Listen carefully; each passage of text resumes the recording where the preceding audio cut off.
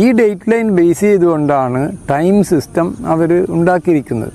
അത് ഇപ്പോൾ നമ്മളെ ശരീരത്തിൻ്റെ ടൈം സിസ്റ്റവും ശാസ്ത്രത്തിൻ്റെ ടൈം സിസ്റ്റവും തമ്മിൽ യാതൊരു വ്യത്യാസമില്ല. കാരണം എന്താണെന്ന് വെച്ചാൽ നമ്മൾ ഈ ഭൂമിൻ്റെ ഒരു പ്രാവശ്യം ചുറ്റി എന്നതിൻ്റെ കണക്കെടുക്കുന്നത് ഉച്ചക്കാണ്. ആ സമയത്ത് മാത്രമേ ഇത് പറ്റുള്ളൂ.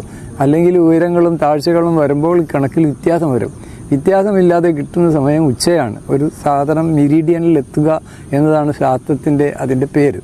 അപ്പോൾ അത് ഉച്ചയിൽ സൂര്യൻ എത്തുന്ന സമയമാണ് ദിവസം മാറുന്ന സമയം. അതെവിടെ? ഇൻ്റർനാഷണൽ ഡേറ്റ് ലൈനിൽ.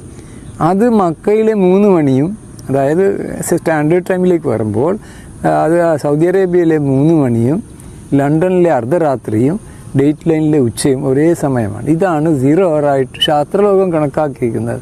ഇതും ശരീരത്തിന് യാതൊരു വ്യത്യാസവുമില്ല. അപ്പോൾ അത് അങ്ങനെ തന്നെ അംഗീകരിക്കാം. ഇത് അംഗീകരിക്കാമെന്ന് 2008 മൊറോക്കോ കോൺഫറൻസ് ഉണ്ടായിരുന്നു.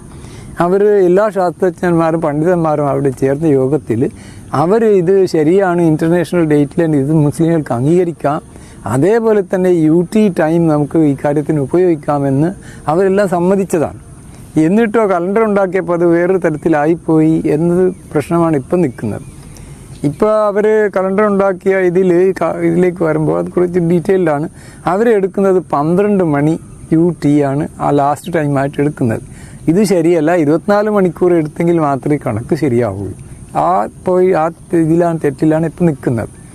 അങ്ങനെ വരുമ്പോൾ ചില സമയത്ത് എന്താകുന്നു, ശരിയായ ദിവസമല്ലാതെ മറ്റേ ദിവസത്തേക്ക് മാറുന്നു. ഇതുകൊണ്ട് ആവുന്നത് എന്താണെന്ന് വെച്ചാൽ 30ൻ്റെ മാസങ്ങൾ 29 ആവുകയും 29ൻ്റെ മാസങ്ങൾ 30 വരികയും ചെയ്യുന്നത് ഇത് നിഷിദ്ധമാണ്. അല്ലാഹു സുബ്ഹാനഹു വ തആല വാനങ്ങളും ഭൂമിയും പടച്ച നാളിൽ തന്നെ ഇത് സെറ്റ് ചെയ്തിട്ടുണ്ട്. ഏത് മാസം 30 ആവണം, ഏത് മാസം ഏത് ദിവസത്തിൽ തുടങ്ങണം എന്നുള്ളത് അള്ളാഹിൻ്റെ റെക്കോർഡിലുള്ളതാണ്. അത് മാറാൻ പാടില്ല എന്നതാണ് നമ്മുടെ ആവശ്യം. അത് ശാസ്ത്രീയമായാൽ അത് ശരിയാകും.